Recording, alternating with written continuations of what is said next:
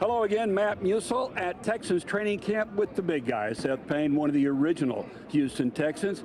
Seth, is it my imagination or was it halfway cool out here today? The humidity, of course, is always high. I don't think it was as high today. No, it was nice and breezy, and I think the energy was really good. Yeah. You got a South Florida team coming in here that obviously knows how to handle the heat. And I thought it was good, productive, high energy work without like undue chippiness. It had Christian Harris get into it a little bit early on, but he wasn't ejected. So whatever standards these guys had set for that, it was some really good work by both these teams. And the young man who just walked behind us, Jalen Petrie, ended this practice on an up note for the Texans, getting that pick of Tua and then running it all the way back for a score. Yeah, and it was a really good job by him of deep in their own red zone, the Texans' red zone. Tua was trying to make a throw on a crossing route, and Jalen Petrie anticipated it, jumped it, and like sometimes in these scrimmages, both sides are claiming like, well, no, that would have been a sack, or we would have gotten tackled. There was no arguing on this one. That was a pick six. There was nobody. Unless Tua could all of a sudden run a 3.9 40, nobody was going to catch Jalen Petrie on that one. It was nice. Hey, now is it because Davis is 6'4" and CJ 6'3", but I'm looking out there across the line and I see the Miami offense, Tua looks short. He's listed as 6'1". He's a stocky dude, but you kind of forget that he is.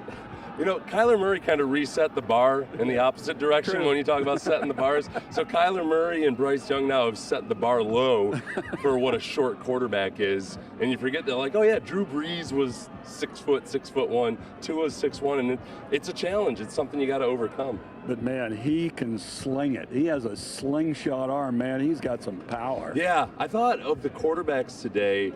You know, the thing we talked about, or I talked about, which was that it's always hard to tell what is a sack and what isn't a sack. Yes. And the defense is always going to claim it was a sack. It used to be a lot. You could have more of a debate when Deshaun Watson was the quarterback because he could get away from a lot of issues. I thought that there were too many actual sacks out there today of C.J. Stroud stuff he wasn't going to be able to escape. I did too, because he would escape and make it a completion. Like, oh, wait a minute, no, that would not have happened. Yeah, I thought Tua looked good, but I thought Stroud looked good if you imagine that he had time to throw. Yeah. I think some of his nicer throws were made under what would have been a sack or a lot of pressure. Yeah, and he had some pressure, even with the number one guys out there. At least it was good to see, Shaq out there, Laramie out there. We had some number one offensive linemen as opposed to that first preseason thing. Yeah. And again, that's my perspective watching from the sideline. You just can't tell whether whether they would have been sacks or not. I think CJ and his ability to find Robert Woods was on display today. CJ's ability to find Tank Dell, and for Tank Dell to get open, 3 touchdowns in the red zone, like he just versus a really good defense here, and some good cornerbacks. So Tank continues to keep taking that next step in his progressions. Oh, I agree. I've got some sunblock in my eye bothering me. Sorry about that to our viewers. That's what Tua probably blamed the interception on. Tank, man, that guy gets open. But, oh, by the way, Tyreek Hill's pretty good and Waddle's pretty good. Those guys got open, too. Yeah, this was some really good work, and you can start to see why the coaches like these combined practices so much, especially for the secondary and the receivers. Because, the starting receivers for the Texans got zero or little work versus the Patriots, and the starters for the Patriots weren't going to be out there that long. You get a lot of time on the field together, being challenged without a whole lot of mental preparation for this. So guys are getting some really good, pure and clean looks from the other side. And D'Amico was saying afterwards, hey, all this stuff was scripted. We wanted to do certain things. They wanted to do certain things. And that last period was unscripted. And that's the cool thing, that Petrie did that on an unscripted play. When I ask you about the receivers, we talked about Tank. I tell you, Xavier Hutchinson he's my dark horse in the wide receiver room. Man, he gets open, makes plays. He makes plays. Nico Collins has made a lot of plays. There are a lot of these either rookies or younger guys. I mean, Nico's in his 3rd year now. That I think hopefully what you'll see is as they get more comfortable with the system, you're going to see more and more of that. There was some sloppiness with some of the route running, I think, on Thursday night last week that I imagine has been cleaned up already, and that should hopefully continue to get refined. Not talking about Xavier Hutchins specifically, just the receiver corps in general. But yeah, these young guys, whether it's Xavier or Tank Dell, John Mechie, like these guys have so much potential, and you see it in more and more frequent spurts. Yeah, I was encouraged. We thought, well, wide receiver will be maybe a weakness, but man, I don't know. I like that group right now. We'll see how it pans out. I'm really interested to see what happens Saturday. All right, the coaches, Mike McDaniel, D'Amico Ryans, have a long relationship, no doubt about that. D'Amico was a player here when Mike was coaching under Cougs and the Gary Kubiak administration. Those guys had very nice things to say about one another. Not surprisingly, let's hear what they said earlier at the podium.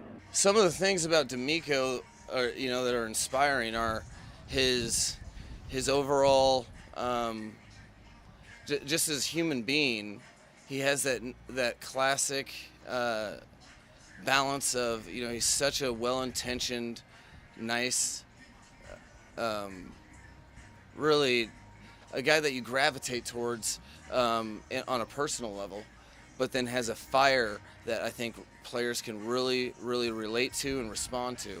Working with Mike McDaniel, the couple years I was able to work with him, here as a player, he was a young coach, and being able to work with him in San Francisco, it's I'm proud of Mike and what the position that he's able to be in now. Right, he's a tremendous young coach. He brings great energy to this team. Right, these guys are prepared.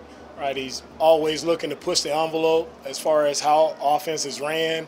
He's not just going to do it how it's always been. He's always looking to gain an edge, always on the cutting edge side of things. So it's fun always to go against Mike because he's going to prepare you for things you'll probably never see from other teams. So it's very challenging. That's why I really wanted the opportunity to practice against him, because I know the type of coach he is and I know the challenges that he'll present to us defensively.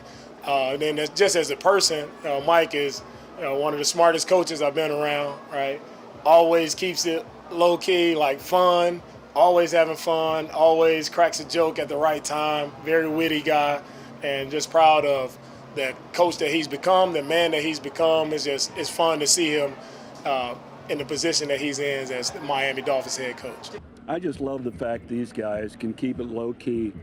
They both have good sense of humor about them, but yet they are serious. They both know they're serious, and that's why D'Amico said, I wanted to go up against this guy. He's creative. There's certain offenses, I basically know what's going to happen. Wait a minute, this guy is always on the edge. He said, that's what I wanted to go against. Offenses on the cutting edge. Yeah, and I think, Mike McDaniel and D'Amico and a lot of guys that have worked with Kyle Shanahan talk about football in a way that's a little bit different than other coaches. Yeah. They kind of look at it from a different perspective. Mm-hmm. They really want to know what the other side of the ball is thinking, like to an extreme degree. They really like getting into the psychological operations side of it. But I'll tell you what, Mike McDaniel was here as a young coaching quality control guy. Yeah. His first year in the NFL. When I was here as a player, they say like you look at some guys and you just know they're going to be NFL head coaches. That was not Mike McDaniel. I have zero memory of him whatsoever. I'm sure I was looking at him as like I thought he was like a front office intern or something like that. So he is unconventional in a lot of ways. He was paying attention. That's yeah, exactly. Yeah, no, yeah. I'm not denying like his effectiveness as a coach now. It's just that's not what you expect. Okay, biggest takeaway from today's practice. The joint practice, number one. I'll say two things. One is that I think CJ's continuing to show a comfort level with Robert Woods, with Tank Dell, with a lot of these other guys that looks more and more like a casual competence, where he's not having to think about it too much. How about Dalton Schultz? Yeah, Dalton Schultz especially. Dalton. Yeah, I should have mentioned Dalton. Yeah, Dalton especially today. So that's good to see. I think the pass protection is just still going to be a huge question until they prove that it shouldn't be. Okay. Yeah. So what are you looking for in day 2 of this joint practice session with the Dolphins? Look, you've got familiarity now between the defensive backs, the quarterbacks, the receivers, so it gets turned up that much more. If you go back, you watch the film, you see what guys were thinking, how they're playing you, and that chess match continues. So you see a lot of good things out of the young receivers today. There's not a lot of film on these guys. Right. So now all of a sudden these veteran defensive backs from Miami have film on Tank Dell. How does Tank Dell respond to their responses? Yeah, exactly. That's a very good point. And no fights, really, to speak of. Yeah. So we'll see how it goes. That second day is when the policy is that you get ejected if you get in a fight and it's really hot out. sometimes that's an incentive to get in a fight. So And it's supposed to be even more humid tomorrow. Okay. So keep an eye on that. Thank you, Seth. Yeah, my pleasure. Seth Payne, of course, in Sports Radio 610. I'm Matt Musil reporting from Houston Texans training camp. Thanks for watching on KHOU 11+.